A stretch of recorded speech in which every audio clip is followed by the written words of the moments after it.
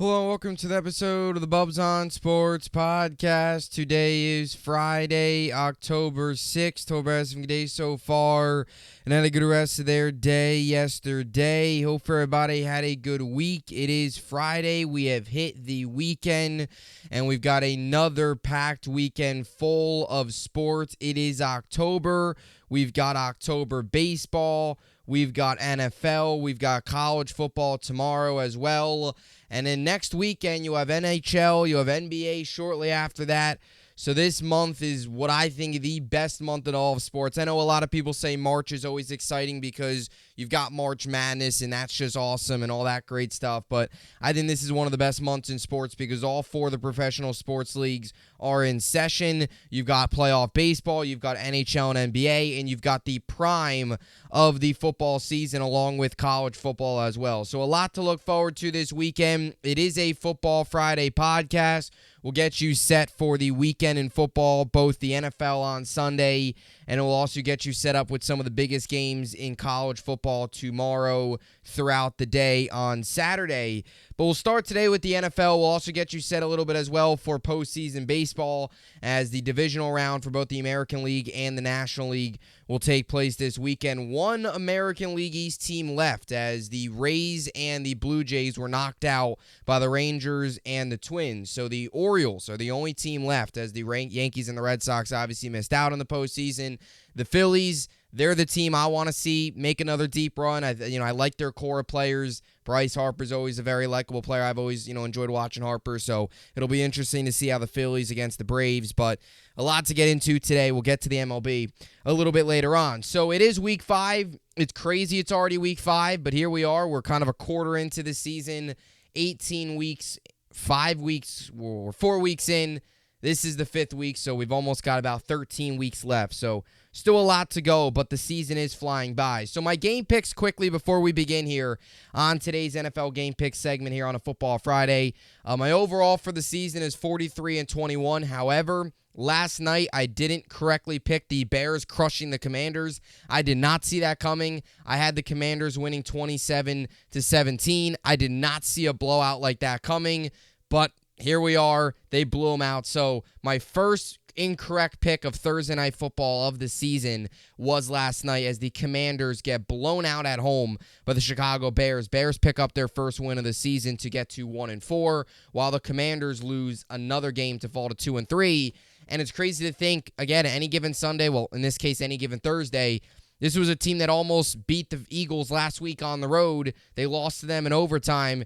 Come back, a couple days later, back at home against a Bears team that just blew a massive lead on Sunday. And it's crazy how the two teams just, you never know. You truly never know because you go into that game, Matt Eberflus, a lot of people are wondering, does he get fired after this game? It's a short week, so they'll have time to the next game. They'll have time to, with an interim coach and stuff like that. Would that be the opportunity if they fall to 0-5 to fire him, especially if they come out and have a lifeless performance or blow another game? And he, didn't allow that to happen. They went out. Fields looked great. DJ Moore had a massive, massive game. Cole Kmet as well had a touchdown. I think he get 15 fantasy points. Not as much as DJ Moore, but a good win for the Bears. Look, they probably won't win a whole lot, but they went out there and they looked really good. By far the best showing last night for the Bears in a blowout victory of the Commanders. I was not expecting it to be that much of offense. I was not expecting 60 points to be scored last night. I thought the Commanders would score a good amount of them and the Bears would go garbage time. I was not expecting the Bears to come out high-flying on offense early on and put up 40 on Washington, but they did. You truly never know. So, let's get to the Sunday games. So, we'll start here. We got another game in London. Jacksonville was out in London last week, took down Atlanta. They looked to get to 2-0 in London. They stayed out there. Buffalo just arrived, I believe, today. It is the Bills, Jaguars. Bills 3-1, Jaguars 2-2. Buffalo comes into this one 5.5-point favors. This is the 9:30 a.m. Eastern game. For those of you out west, it's either 7:30, 8:30. Well, if you're Central, 8:30. Mountain Time, 8:30 or 7:30. And for those of you out in California, out west, it's a 6:30 start. So definitely an early start, back-to-back weeks with one of these. Bills come into this game with a 79.1% chance of winning. Jaguars are 20.7%. I picked against the Jaguars last week. I got it incorrect. So you might think I'm going to go with the Jaguars this week. That's not the case. I think the Bills will come away with a victory. I know these games are always a little weird because You never know how a team's going to handle the whole travel element. The Jaguars have been in London now for an entire week, so they're kind of used to it. It's kind of their home currently. They've been there the last 2 weeks in a row. And, from a Bills perspective, it's like you never really know how a team's going to react. Like, you fly in a couple days before the game, the whole time difference, the scenery change, all these other things kind of happening around you. It's always a little weird, so it always can be one of those trap games just because there is a lot of other things happening when you make a cross-country trip like this. I still think Buffalo is going to win. That's more just me trying to speak into a possibility of Jacksonville winning this game. The Bills look like one of the best teams in the NFL. After that Monday night loss to the Jets, they've had 3 dominant victories over the Raiders, Commanders, and then last week over division rival in Miami. So I'll take Buffalo in this game 27-20. I think they win by a touchdown. Jacksonville, I think, will keep it interesting. Buffalo, maybe a little bit of a slow start, long trip, cross country, all that stuff. But Buffalo gets the job done over Jacksonville, covers the 5.5. Bills get the win. I'll take the slight under on the over-under of 48.5. Coming up next here, we got the Colts and the Titans. 2-2-2 teams in the AFC South. Tennessee is the small 2.5-point road favorite. Indy comes into this one as the home dogs, which is kind of interesting because the Indianapolis Colts look like they're going to get a huge boost to their offense. On top of Anthony Richardson playing really well, on top of this team, Zach Moss has played really well. But now coming in, it looks like coming back, it's going to be Jonathan Taylor. It looks like Jonathan Taylor will be out there this Sunday. For that reason, I'm going to take the Colts over the Titans. I've loved what I've seen from Anthony Richardson. This AFC South division, I don't think is playing out the way many of us expected. It is a 4-way tie right now for first place pretty much. Well, obviously, division wins and all that stuff play a role, but technically, between Indy, Houston, Jacksonville, Tennessee's the only team that has yet to play a division game. It's a crazy division right now. So, you've got a division matchup here, a huge game. I'm going to take the Colts. That division's wide open. Jacksonville can win it. Any of those teams can win it right now. Tennessee, Houston's got a winnable game. Any of those teams can win that division. It's wide open. It's actually oddly exciting, even though you don't expect any of those teams, maybe outside of Jacksonville, who hasn't looked great, to make a deep run. But either way, I'm going to take the Colts here over the Titans. Colts plus 2.5, 23-20. Colts just barely over Tennessee. Jonathan Taylor, Anthony Richardson, and that Colts run game gets the job done. Colts plus 2.5 and the win. Next up, we got the Patriots and the Saints. Currently, this line is even. Patriots coming off a brutal showing where Mac Jones was benched for Bailey Zappi on Sunday against Dallas. The Saints are coming off a loss to the Tampa Bay Buccaneers last weekend, so two teams looking to get right. You can make a strong argument here. If the Patriots lose this game, it could get ugly for them because 2 of their next 3 games will be against the Bills and the Dolphins. So you lose this game, you're probably not much better. I mean, you'll be 1-4. Maybe you beat the Raiders, then you're 2-4. You're probably, if you lose this game, you're probably looking at best a 2-6 record through 8 games, which at that point kind of puts your season out of reach. Now, if you can win this game, because it is winnable, you get the Raiders next week, you can beat them, you get back to 500, and then even if you lose those 2 games to the Bills and the Dolphins, you then have the Commanders after that, you can still kind of stick around that 500 mark. Things would get ugly here if you lose this game, especially if it's another bad performance where if you get stomped at home like you did last week. Last week's one thing, they got blown out. At the end of the day, though, this Patriots team really isn't that good. I mean, the Saints are interesting. Their offense hasn't been great. There's been some struggles there. The Patriots aren't a good team. You know how I feel about them. I'm going to take the Saints on the road in New England. I'm not one to sit here and think Belichick's going to have this team all fired up and go out there and dominate. I know some people think. I just don't see it happening. New England's not a good football team. I'm not saying the Saints are great, but they're better. I'll take the Saints, low-scoring 17-13 Saints over the Patriots on the road. Next up, we got the Steelers and the Ravens. Steelers 2-2, Ravens 3-1. The Ravens are a 4-point favorites. I'm surprised, and it's probably because they're on the road. I'm surprised this isn't a 6-7 point spread. There's a lot of things going on right now in Pittsburgh with Matt Canada and his job security.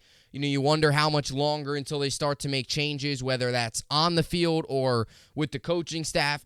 if you're somebody that's on Twitter or X, whatever the app is called, you've had the big trending thing that Matt Canada made a burner account called Dan Robbins, I think it is, and he's, tweeting out all these things about how it's not his fault.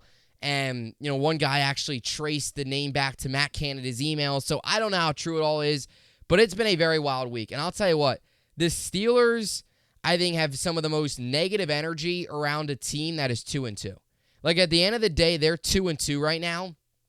And I'm not saying that the Ravens are impossible, because I do think the Ravens will win this game. But the way this team, the energy around this team, you would think they're 0-4, and you would think that they are, about to fire their coach. Or, fire their head coach. Maybe they are about to fire their offensive coordinator, Matt Canada. Who knows? They're at home. They haven't looked good. Their offense hasn't looked good. Even in the 2 games they've won, it's, I guess if you want to say, it's been ugly. You've had a couple big plays here and there, but that's about it. Not enough consistency.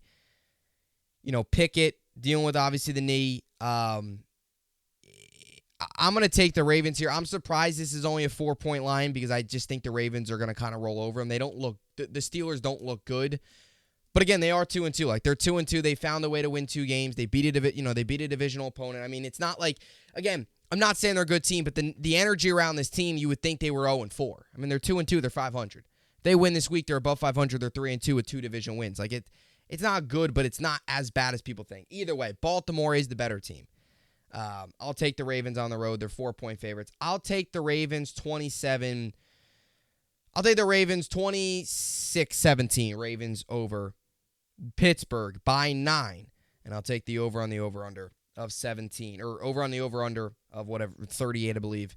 And I'll take the Ravens covering the 4 on the road. Steelers pick up another loss on the season. All right, next up here, we've got the Texans and the Falcons. Texans 2-2, Falcons 2-2. Atlanta is a small 1.5-point home favorite. This is a big game, a very interesting game, an intriguing game. Atlanta coming back from London, looking to bounce back after a really rough week last week. These 2 teams right now, you feel, are kind of in a different spot. Like, these 2 teams are in completely different situations. You have a Houston team that is only getting better, that has a quarterback that is balling out right now, and a rookie in C.J. Stroud. And you have a Falcons team that seems like they might be regressing a little bit after last week, and Desmond Ridder did not play well, and you had all the sideline shenanigans and all of those things. And it's like they're kind of taking a step back. So what are you going to get in this game? Are you going to get a frustrated Atlanta team that's going to come out and fire on all cylinders at home? Or are you going to get a Texans team against a struggling Atlanta team that continues to cruise? I'm going to take the latter here. I love what the Texans are doing. I said at the beginning of the year, even though I didn't think they would have a huge season or do nearly what they've done so far, I love where they're going in terms of their future with all their young pieces. They got a rookie quarterback. They've got a really good head coach. They're seriously building something in Houston. And again, I'm not trying to sit here and act like they're 4-0. They are 2-2, and I'm not saying this is an easy matchup by any means. For any time a rookie quarterback to go on the road and win a game, it's always difficult. And, let's not act like Atlanta's horrible either. I mean, they are 2-2. They got embarrassed last week, but that was about it. Either way, Houston, they're rolling. C.J. Stroud looks really good. I'm happy for Houston. I'm excited for them. They're going to be a really good team for a very long time if Stroud keeps this up. I'm going to take the Texans on the road. Texans plus 1.5.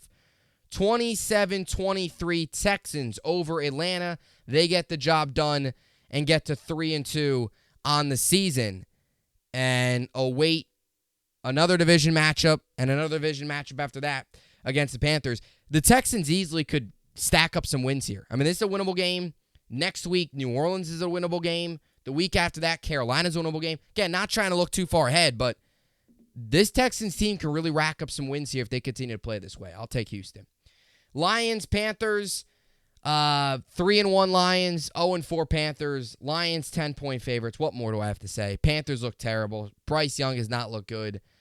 They're in for a 3-4 win season, maybe at most. Maybe they click at some point. For Detroit, they're playing out of their mind. Fresh off the blowout Thursday night victory. I don't know if you want to call it fresh off because they just came, it was, 10 days ago or whatever it's been. But Either way, I'm going to take Detroit over Carolina. They're at home. No way Carolina comes in and beats Detroit. I'll take the Lions big time. Lions 27. Or Lions, you know what? They'll crack 30. Lions 31. Panthers 17. Lions cover the 10. Get the job done over Carolina. I'm going all over the cover there for Detroit at home. Next up, we got 3 4 o'clock games and then one more 8 o'clock game, or an 8 o'clock Sunday night game, and then we'll wrap things up after that with the Giants and the Jets. So Bengals, Cardinals. Bengals 1-3, Cardinals 1-3. Cincinnati is a 3-point road favorite, which means Arizona is the home underdogs. Now, Arizona last week got put a little bit back to reality. They competed really hard against the Giants. They almost won. They blew that game. Then they, took care of the Cowboys. They almost beat the Commanders. A lot of people, including myself, I was buying a little bit to the Cardinals hype of, this team could easily be 2-1, 3-0 right now if, the Commanders and the Giants games went a different way. But last week they got humbled. I mean, they went on the road. A lot of people thought they could keep it close. I thought they would keep it close too. I didn't expect them to. I thought the Niners wouldn't cover. I kind of learned my lesson from from 2 weeks. From all 3 weeks, I think I had them getting blown out, and all 3 games were all close, including a win. Last week they were humbled a little bit, kind of set back into reality. As much as there is a part of me that says they're going to upset the Bengals, if you even call that upset right now because the Bengals look so bad, as much as there is a part of me to say pick the Cardinals at home over Cincy, I got to go with Cincy here because I just can't see Joe Burrow, even as bad and as injured he is right now, I just can't see them going on a road and losing like a 20-3 game to the Cardinals. I just can't see it. Again, I understand this Bengals team is 1-3, but I just can't see them being this bad to go on the road and lose to Arizona, who, let's be real here, is a legitimate 1-3 team. I mean, so is Cincinnati. I don't want to. That doesn't make a ton of sense, but to go on the road and let Josh Dobbs go out there and dominate, and nothing against Josh Dobbs, but I'm not going to do it. So I'm going to take the Bengals here. They got to win some point. They got to have, at some point, right? They've got to have one of these commanding victories. I mean, it could just be Burrow's injury is so bad, and a lot of people have said it. I mean, there's been a lot of doctors that have gone on to sports shows and stuff like that and discussed Burrow's injury and how much it's actually impacting him more than we as fans know. Maybe that's the case, and if that is the case, the Bengals might be in for a really bad season. But if that is the case, he shouldn't be out there. Somebody's got to tell him, hey, man, sit for 3 weeks. We might actually have a better chance of winning with a healthy quarterback over an injured quarterback. Sit for 3 weeks. If we can, find a way when you come back to be one game under 500 or 500, if we get healthier quarterback play, come back. I don't know. I mean, the time's running out for the Bengals. It is. I mean, once you get to that 1-4 range, it's kind of over. 1-5, you're done. 1-4, I guess there's still a chance. You always go back to the Giants Super Bowl season when they started 1-4. So do you have that? But 1-5 plus, you're kind of over. You stay in that 2-3 range. Maybe you catch fire. Burrow starts to get a little bit more healthier. And if you could stay around 5-5, 6-6, somewhere around there and make a run and find a way to get 9-10 wins and sneak in, it's possible. But I'll take the Bengals here. I think this will be a low-scoring game. Bengals 20, Cardinals 17, right at the 3. I'll push there. I'll take Cincinnati on the road.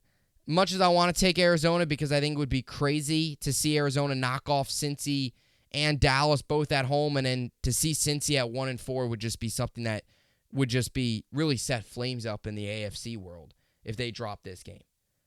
Next up, Eagles, Rams. Eagles 4-0, Rams 2-2. This is going to be a fun one. Rams come into this one as 4-point underdogs. Now, they're getting Cooper Kupp back. They've got Puka Nacua. They're fresh off a win against the Colts, doing a close one. The Eagles are dying to lose the game. They are waiting to lose the game right now with the way they've been playing. They have been. They're a team right now that has not played nearly to the level they were at last year. Rams are getting healthier. They've got Cooper Kupp coming back. They've got Puka Nacua. They got obviously Higbee. They've got pieces. The Eagles' offense has not been where it was last season. I think we can all agree. Now, obviously, they run that quarterback sneak play. Maybe if they do that every time, they'll just march, do it, every time have, 70, 80 play drives and just get 1 yard each play. And, I mean, that wouldn't work because 4th down and whatever. Either way, that play continues to work. So, but outside of that, this is an Eagles team, let's be honest here. They could easily be they could easily be looking at right now a 2-2 right now, easily. Like if the Patriots would have started faster, even the Vikings, like if those two games, the Bucs game was a commanding victory. That was commanding victory. They crushed them by 2 scores. There really wasn't any chance for the Bucs. Last week, Commanders, they were in overtime. This easily could be a 2-2 team right now. They're 4-0. Not trying to take anything away from them, but it is a team that is not playing to where they were last year. Rams are getting Cooper Kupp back. Expect a big game from him and Nakua. I like the Rams in this one. At home, they're 4-point dogs. I know, when you look at this Rams team, they are 2-2, and they did lose to Cincinnati, and, last week they lost, week 2, they lost to San Francisco. I know they had that loss to Cincinnati. But this is a Rams team that, with Kupp, they got him back. They're healthy. I'm going to take the Rams here. I'm going to take the Rams at home. Rams +4. Get the job done. 28-27. Rams by 1. Make it dramatic. Over the Eagles. Rams get the job done. +4. Rams win. All right, 2 more games. Vikings, Chiefs. Chiefs 3-1. Vikings 1-3. Kansas City 3.5-point favorites. The Chiefs look to build off of what was, I wouldn't say their prettiest win of all time last week against the Jets. I wish we'd sitting here talking about a 2-2 Chiefs team coming off a loss to the Jets than a 3-1 Chiefs team coming off a loss against the Jets. But here we are. We're talking about a Chiefs team that found a way to get the job done last week. They'll have to play better. There's no doubt about that. If they go out there and play like they did last week, the Vikings, could definitely easily win this game. Now, there's the whole junk, continuing around the off the field stuff. Not going to get into that, obviously. It's kind of died down a little bit, it seems. As for, Minnesota, look, they're 1-3. They're in a tough spot. They found a way to win last week, pick up their first win of the season. It was against Carolina, however. They will get Chicago last week. If they could win this game, they can get their season right back on track. Because then you get Chicago next week, you're 3-3. And it's like, okay, you're right back to 500. And then after that, then you have the Niners, but then Green Bay, Falcons, Saints, all those things. They can win this game, they'll be back, 1-4 again. It's just tough to come out of that hole. I will take Kansas City here. As much as I'm rooting for the Vikings, because I've lost a lot of respect for Kansas City with all this nonsense going around them. I think they've gotten way too much publicity, but that's just me. Not going to go down that road again. I still think they'll win. They're the better football team, even with them being on the road, even with them showing maybe, I don't think Kansas City or Philly looks nearly as good as they were last year, but Kansas City, this tends to happen a lot. They start slow but finish strong, and that's ultimately what matters. I'll take Kansas City here on the road. Kansas City 24-17, Kansas City by a touchdown over the Vikings. Chiefs 3.5-point covers. Gets the job done. It's a great game. Sunday Night Football, Niners, Cowboys. Niners 4-0, Cowboys 3-1. A little rematch of the NFC divisional round matchup last year. The Niners come into this one 4-point favorites. Cowboys enter this one, obviously, as the home underdog. Sunday Night Football is going to be a lot of fun. Over-under set at 45.5. This is really, when you look at it, you can make the argument, the battle of, last week you got the battle of the Bills and the Dolphins heading into this week. This is the big talked about game. Niners, Cowboys on the road. This would be a huge statement win for Dallas if they can go on the road and beat San Francisco. Now, if they lose to San Francisco, and depending on how they lose to San Francisco, Monday morning everybody's going to be back to the old, same old Cowboys, they don't win the big game, all this stuff. So this is a big game, I think a bigger game for the Cowboys just from how we'd be talking about them if they win this game than from a Niners perspective. Dallas last week was fresh off a dominant victory over New England. They crushed them 38-3. That was a perfect get-right game before this massive game. I'm still going to take the Niners. I think the Niners are the more complete team.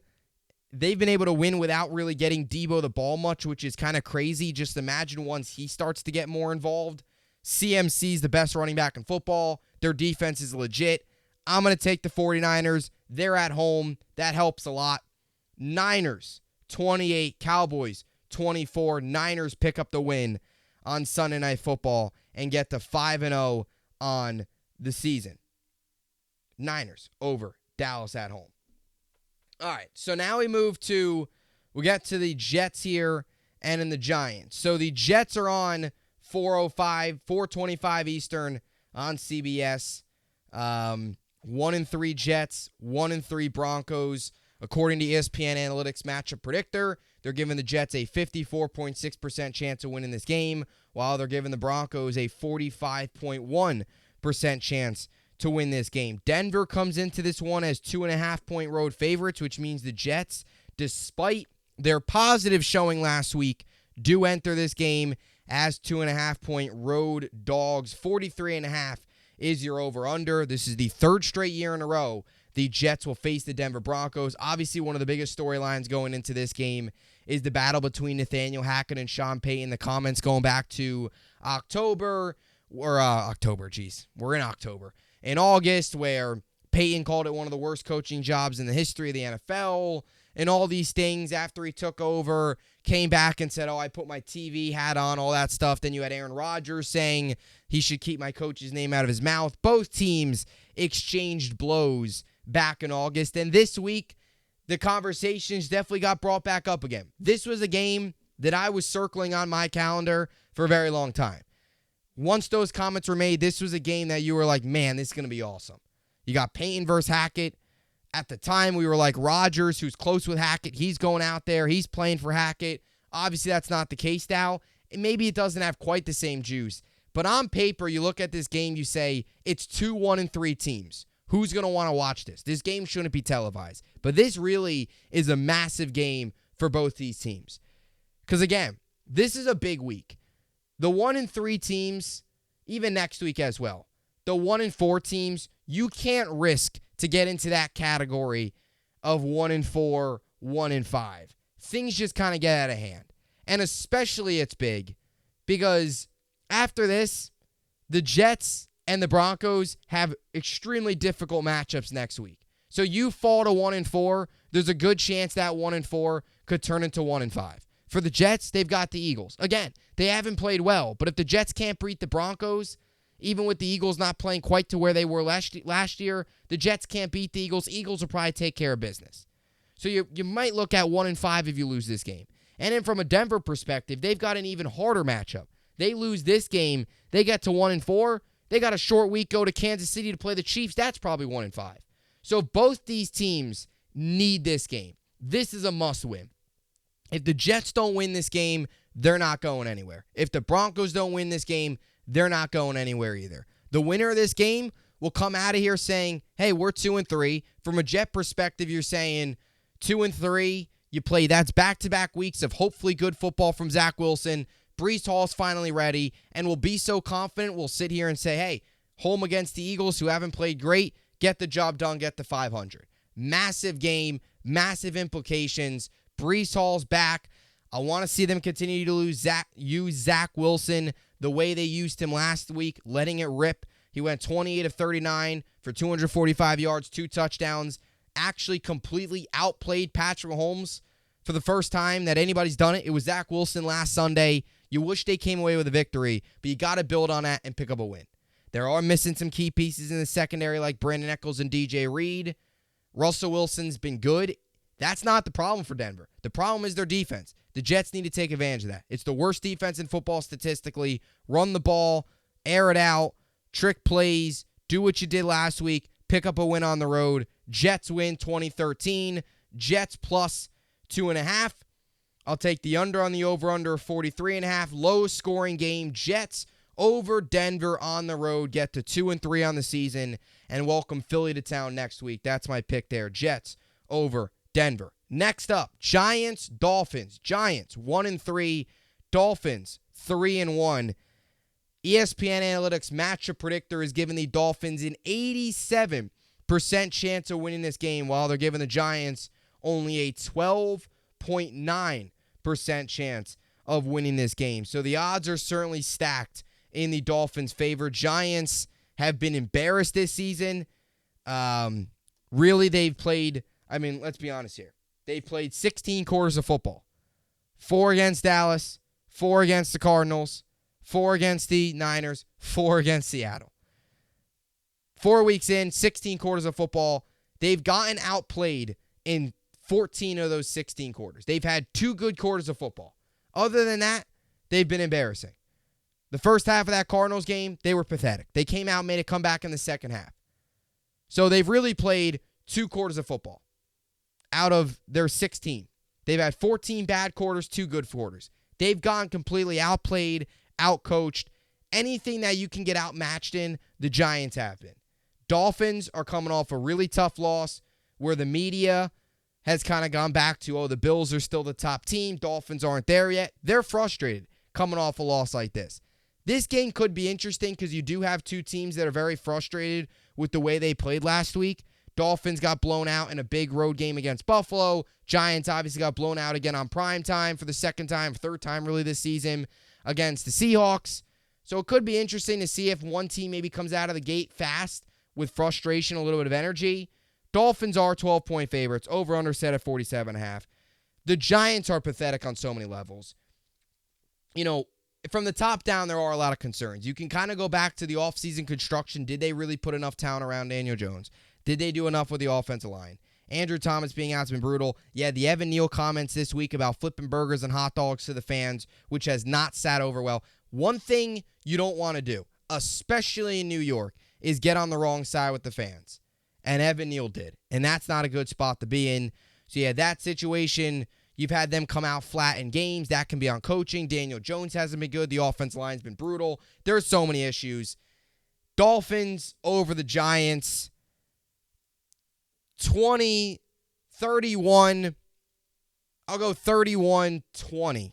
I'll say they don't cover. No, 31-17. Why not? They cover. Dolphins over New York. Dolphins get the win. Over on the over-under 47.5. Dolphins over the Giants 31-17. Giants fall to 1-4. And will have to await hitting the road to Buffalo. I mean, this is a gauntlet of a schedule for the Giants. Ideally, if you were a Giant fan, you went into these 2 games 2-2, maybe 3-2 if they played like they did last year. Because you probably, if the Giants played like they did last year, the Giants probably they already beat Arizona. They probably beat Arizona still, and they probably beat Seattle, and maybe they beat Dallas. Maybe they beat Dallas. At least they're 2-2, maybe 3-2, right? But now you're 1-3. There's a good chance in 2 weeks they're 1-5. This season is, I mean, if you want to call this game a must-win, you can. I think we all kind of called last week a must-win. The Giants season isn't really going anywhere. Bearing some crazy upset or some, I mean, if you could split these next 2 games, get to 2-4 and face the Commanders who just lost to the Bears last night, you get to 3-4, then things get interesting, but you still got to face the Eagles twice. You still got to face the Cowboys again. You know, you've still got to face, again, Cowboys, I think I already mentioned that again. So it's a tough spot to be in for the Giants. They really are, in a really difficult spot. They've started too slow, way too slow to kind of mount and come back late. It's going to be tough. All right, so again, my game picks, I got the Jets winning, Bills winning, Colts winning, Saints winning, Ravens winning, Texans winning, Lions winning, Dolphins winning, Bengals winning, Rams winning rather, Chiefs winning, and the Niners winning. 4 teams down a bye week this week, so they're typical 16 games. There will be 14 this week. And the Packers-Raiders Monday night will get you set up for that on Monday. So those are my NFL game picks. As for college football this weekend, you've got the Red River Rivalry, which is always a lot of fun. 12th ranked Oklahoma, 3rd ranked Texas. Tomorrow, ABC, 12 Eastern. Texas 5.5-point favorites. That's always an awesome game to watch. So you got that tomorrow. You've also got Missouri and LSU. 2 top 25 matchup despite LSU kind of embarrassing themselves a lot this season. UCLA, Washington State is a good matchup to take a look out for. Alabama, Texas A&M, 3:30 Eastern, CBS, along with Kentucky and Georgia, 7 Eastern, ESPN. That should be a lot of fun. Notre Dame, Louisville is an under-the-radar matchup as you come into this weekend. Notre Dame, 10th ranked team in the nation, coming off a close win against Duke. Louisville just got ranked 5-0, 25th ranked team in the nation. Is it kind of just a hot start for Louisville? Do they have what it takes to completely take down a team like Notre Dame? It'll be interesting to see. That'll be a good matchup. So a couple good top 25 matchups: Kentucky, Georgia, Notre Dame, Louisville. Not top 25, but Washington State, LSU. Texas A&M, Alabama's good. Again, not top 25. Oklahoma, Texas, that's top 25. LSU, Missouri, that's top 25 as well. Now, when you look at the MLB for this weekend, so tomorrow, the divisional round opens up. You got Orioles, Rangers, Astros, Twins, Phillies, Braves, Diamondbacks, Dodgers. And then on Sunday, you have the Orioles, Rangers, and the Astros, Twins again. So my predictions for these series, I'm taking the Orioles over the Rangers. I'm going to take the Phillies over the Braves. I'm going to take the Dodgers over the Diamondbacks. And this final series, I hate to say it, I'm going to take the Astros over the Twins. And those are my predictions for the ALDS and the NLDS series starting up this weekend. So, ALCS, NLCS, Orioles, Astros, Phillies, Dodgers. Those are my predictions. Looking forward to a good weekend of baseball, a good weekend of football. Next weekend, you got NHL. Shortly after that, you got the NBA. So many great sports on. It's October. Awesome month. Enjoy your weekend. We'll see you back here on Monday. As always, hope you enjoyed it. And thanks for watching.